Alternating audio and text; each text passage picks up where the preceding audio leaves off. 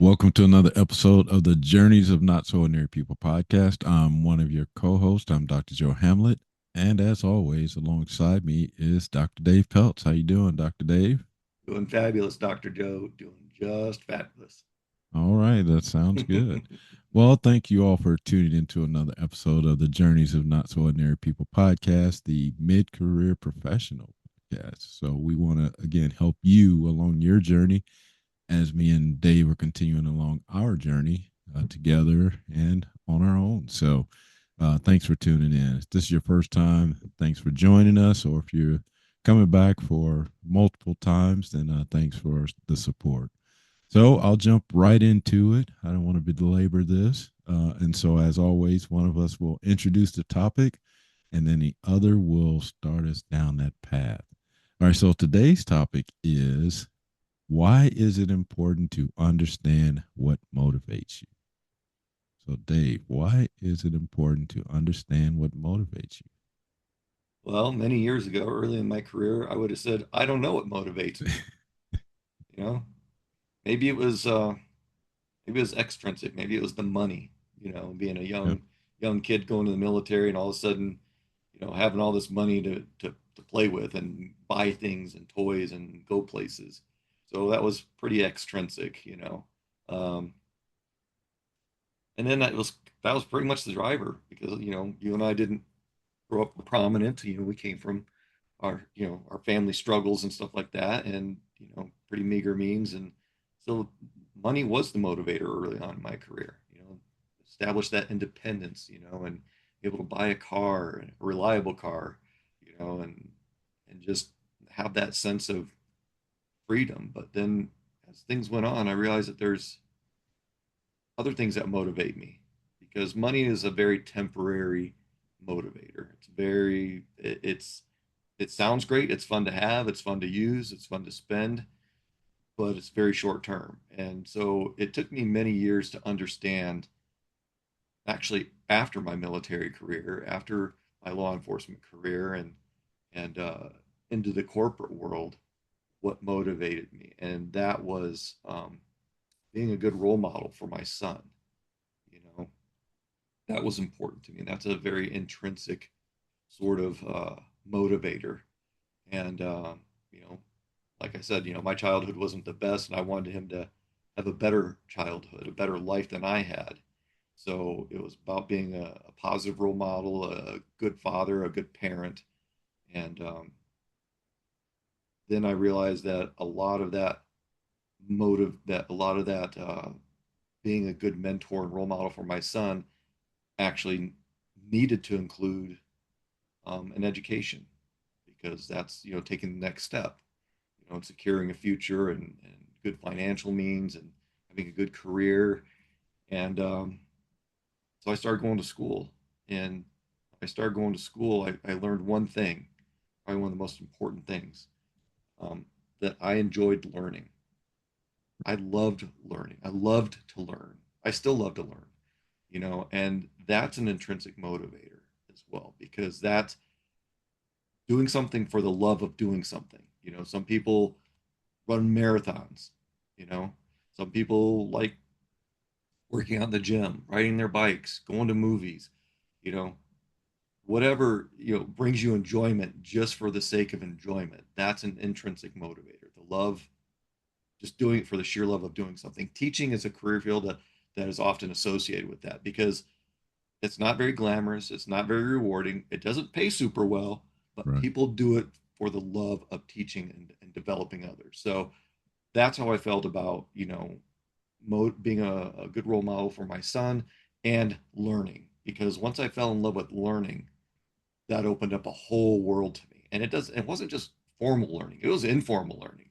Right. I'd go to the library and get books or buy books or rent books or, read articles online and research stuff just to learn how to do something. So the reason it's important for you to understand what motivates you, in my opinion, is there's going to come times in your life and in your relationships in your career where things become rote. You're on autopilot. You're just, punching another paycheck. And that's such an old that's such an old analogy because we don't punch paychecks anymore. We sign in and log our hours, or they're automatically Right. calculated for us. Yeah. But it's you just get in that mode. And sometimes it's a positive mode, sometimes it's a negative mode, but you just get in there and you forget what motivates you, why you're doing what you're doing for your family, for your peers, for your friends, in the workplace, wherever. And you just start doing it. And sometimes it can become dull or just, well, it's just another day in the office sort of thing. But remembering what motivates you, remember why you're doing what you're doing, bring back that drive, that to get that excitement about what your ambitions and your goals are, and that's what's going to keep you going during the low times, when you're just thinking, man, I've got 35 more years before I can retire. Well, when you started, you talked about joining the military to maybe have money, and so um, similar to you, I joined the military because I needed a job. I needed to have some security, and that's why I joined the military. So that was my motivation at that time, to get out of the situation I was in, to have a full-time job, a security that I didn't have at the time. But as you said, I continued down that path in the military, uh, continued with that security, and then from there it went to, yeah, now you can afford to buy things, you can spend money, you can do those types of things. But then if I fast forward to, like you said, education side of it, um, initially my motivation was to do something different, be a supervisor or manager. That was my initial intent behind going to school, and that's the way it started. And then, much like you, I recognized I enjoyed learning, and that's what continued to motivate me to go to school. But I'll have to admit too that there was also another reason why I was continuing my education, was because I was in a position where I was not being selected, not being promoted, those types of things. So my motivation was, um, I'm going to get to a point where people can't tell me no anymore, Mm-hmm. because I don't have the credentials or I don't have this. Yeah. And so that was a secondary motivation for me, that helped continue to drive and fuel me to Mm-hmm. keep moving. But then, like you said, then it, you know, turned into motivation to take care of my family, to be better equipped to take care of my family by earning an education, by getting myself in a position where I could continue to do more for my family and to be a role model. So it turned into a bunch of different things. Started with this initial intent, and then transitioned to several different things before it turned into that love or that motivation to continue going as far as I could. Mm-hmm. It just pushed me to that limit, and so that, to me, that understanding those transition points was me understanding what motivates me. Why am I doing this? Why do I continue to do this? Why we continue to do what we do today? It was because I really understood. Now my intention, our podcast, anything I do today is to help other people and to continue to be a um, role model to my kids, my family, close family, friends, things like that. So it has helped me to consider those things that I want to continue doing moving forward. How do I continue to do that? So that's now my motivator. Yeah. Um, and we were talking about this offline. Now our grandkids are looking at us and potentially being motivated by what we are doing, what we've done. Mm-hmm. Yeah, and I think this is probably a good point, a good place to distinguish the different types of motivators. There's intrinsic and extrinsic. Intrinsic are the things that you do for the joy of it, like we've mentioned, mentoring, coaching, you know, coaching little league or something like that. The extrinsic factors are monetary, prestige, position, title, those sorts of things. Maybe a new car, that big purchase, that thing. So, and you can have multiple motivators. You can have intrinsic and extrinsic motivators at the same time. It just, you know, it's a time to reflect. We say this so often, you know, that critical self-reflection is key to understanding who you are who you are, where you want to be, and keeping you on your path. And, you know, this is the journey of not so ordinary people, the journeys of not so ordinary people. So we went from ordinary guys looking to secure a, you know, future for ourselves and our future families, and we evolved. It's an evolution. Your motivators are an evolution of who you are and who you become. And I think that's important to understand, because if you're not understanding what motivates you, you're not understanding where that drive really comes from, you know. And and to your point, security, job security, you know, financial security, join the military. I had forgotten about those things. You know, there, once you start peeling that onion back a little, you know, peeling that topic back a little bit, you start realizing, yeah, there's a lot of different motivators. Maybe you can make a list of 10 or 12 or 20, but then reducing that to the ones that are just absolutely critical. That's the cool thing, is understanding, because there's lots of different things that motivate us, you know, in our daily lives. And there's a difference between motivation and inspiration. And we'll leave that for another discussion. But understanding these things helps you understand, like I said, who you are and why you are who you are and why you want to become that person that you want to become. And if you're already there, it's going to keep you going through the tough times. You know, not every job, every relationship has its ups and downs. This is what's going to get you through the down times. This is going to get you through the boring times, the mundane things. You know, it's going to help you look for your next project, your next goal, the next milestone or inch stone or place you want to be or where you want to be. You know, I'll go back to when I said I went back to school, and that was again that motivation to again get a different position, because I had that critical self reflection with myself, started thinking about, you know, where am I going to end up. But that's what it took, that I needed to have that conversation with myself to determine, hey, if you want to change something, if you want to move, you're going to have to do some different things. And that was the motivator for me to go back to school. Mm-hmm. And again, you know, as I already mentioned, that changed my perception, the way I looked at things, where I thought I could go from there. Mm-hmm. And that's when I started to evolve, like you said, from that initial, hey, I need to go back to school. This is my motivation for going back to school, to become a supervisor Mm-hmm. or manager. And it Extrinsic. yeah, it turned into, again, me enjoying learning. And then it turned into, again, me taking care of the family better, being a better person. It turned into all those things.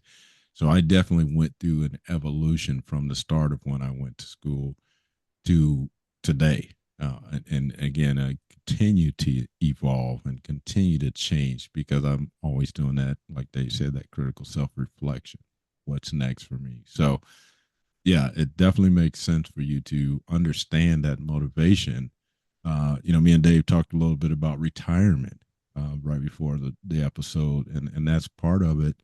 You know, transitioning from corporate America or from the military, or now into those years where you're thinking about possibly retiring. So all that comes from that. What is motivating you now?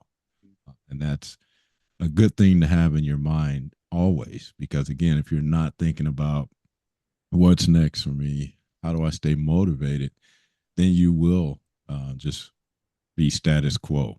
Mm-hmm. You'll continue to do the same thing over and over. Yeah, you know, you saying what you said reminded me of when I was in my military days and a little bit post-military days, where I was, you know, working out and staying in shape, and you know what motivated me, that next pound, you know, that next pound on that weight, you know, instead of lifting, you know, 30 pounds, I'm lifting 35. Instead of benching, you know, 120, I'm benching 150 or whatever it was, you know. And you know, what is my body fat ratio, and you know, how far can I run or bicycle that extra quarter mile, that extra 5 minutes, you know. And it was that taking care of myself was what was motivating me at that time. You know, it was very much about me being in shape, you know, keeping my body healthy. And And that's good. You can be selfish like that. That's okay. So looks like it's time for our weekly challenge. And I our was just weekly, gonna say that. yeah, I So know. I'm reading your mind. I'm like, we got that little like laser thing going. Uh, so this week's weekly challenge is. It sounds simple, sounds really easy, but we want you to take some time and think about it. Weekly challenge is identify at least one thing that motivates you to succeed, whether it's in a relationship, whether it's at work, whether it's a project, whether it's a personal goal. Identify at least one thing that motivates you to succeed. And remember, we have our downloadable weekly challenge journal that no cost to you on our website. You can download that thing. You can fill it in. It's a PDF file. You can fill it to help track your weekly challenges. But we want you to identify at least one thing that motivates you to succeed. And it can be one thing in work, it can be one thing personal, professional, personal relationships. And maybe you start running this exercise and you start doing it from just one area and you start right, doing it in other areas. And then you'll realize that that list builds. Like we mentioned, you would start identifying one, two, three, maybe you identify 20 things. But right. then we want you to really hone in and focus on those top one to three things that are really driving you. Yep. Well, Dave, again, we're coming close to our time. So, anything else you want to add about understanding what motivates you? I think the only thing I'm going to say is do a little bit of research on intrinsic and extrinsic motivations because that's going to help you decide and understand more about what you think is driving you, what motivates you. And I'll even throw out like a secondary, piece of homework. Look up and research what the difference is between inspiration and motivation.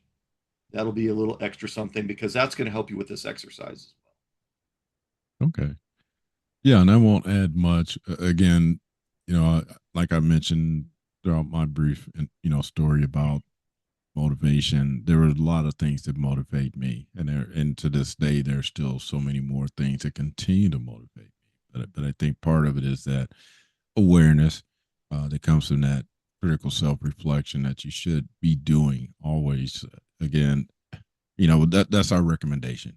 Not that everybody should be thinking every a minute of the day that I should be thinking about my self reflection. No, but at some time, some throughout the day, throughout the week, you really should be considering what's next. What am I doing? Am I on this right path? So once you start to understand, where you are, where you're trying to go, that will definitely help you to identify what those motivations are and why you're doing those certain things.